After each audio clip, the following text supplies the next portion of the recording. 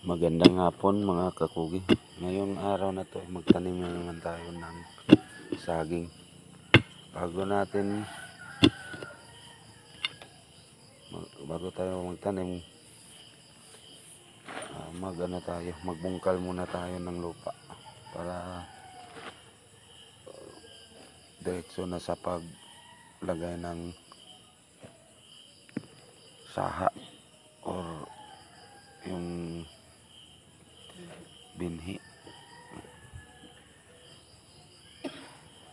Maganda ito sa ngayon dahil laging umuulan. Siyempre mas malambot yung lupa ngayon. Hindi matigas. Madali lang tayo makahukay. Dahil araw-araw dito umuulan sa amin. Napakaganda magtanim ngayon sa panahon na ito. Dahil po ay madali lang mabuhay yung itinanim mo. Dahil basa yung lupa.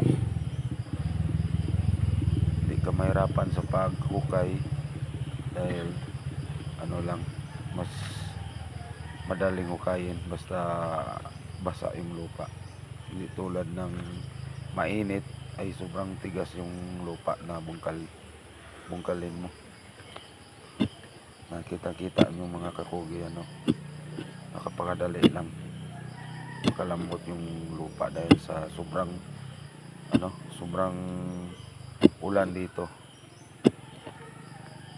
Yan ang nangyari, malambot talagang ang lupa. Pero magpasalamat tayo na laging umuulan dahil sa maganda sa ito sa pananim. Dahil madali lang mabuhay pag magtanim ka na ngayon sa tag-ulan. Hindi tulad ng tag-init ay matutuyo yung tinanim mo at kadalasan mamatay pa. Kaya samantalahin na natin na pagkakataon na ito na laging umuulan ay panahon sa pagpananim kahit saging or mga gulay.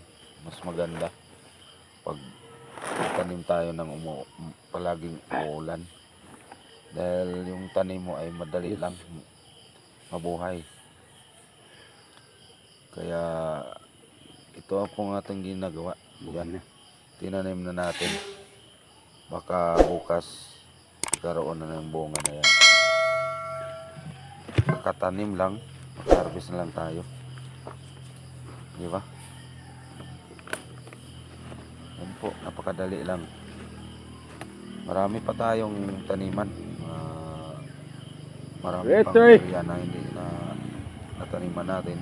So kumbaga wala tayong ginagawang iba, ito po ang ating ginagawa, magtanim tayo para hindi tayo malugi sa araw o oras ng ating kaya gawin natin, magtanim tayo kung wala tayong ginagawa dahil isang tanim lang yan, tutubo at tutubo na yan. Hindi katulad ng ibang mga tanim ay kailangan mo araw-arawin ng pag-aalaga. Hindi tulad ng saging, napakagandang itanim dahil isang bisis ka lang maghirap at pwede mo nang bisitahin kung kailan gusto mo at tumubo na yan. Kaya kitang-kita nyo naman, napakagandang binhi yung kinuha natin. Quality talaga. Kaya madali lang yung mabuhay. Sana Lord, sa pagdating ng panahon ay magandang itong tumubo at mabuhay. Walang ginagawa dyan, ito lang gagawin ninyo kahit ilang piraso sa isang araw, basta hindi tayo lugi sa ating araw, may magawa tayo. Pagdating ng panahon ay ma-harvest tayo at may makain at maibinta pa ang iba kundi natin maubos. Hanggang dito na lang mga kapugi. Marami pong salamat sa inyong suporta. God bless all. Thank you sa pag-subscribe and ingat lahat. Yan. Diba? Bye-bye. Tingnan pa natin dun sa ibabaw.